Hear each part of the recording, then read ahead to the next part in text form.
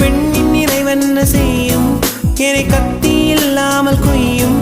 இதில் மீள வழி உள்ளதே இருப்பினும் உள்ளம் விரும்பாது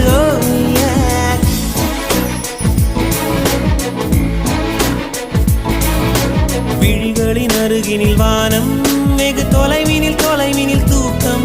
இது 5 புலன்களின் ஏக்கம் என் முதல் அனுபவம்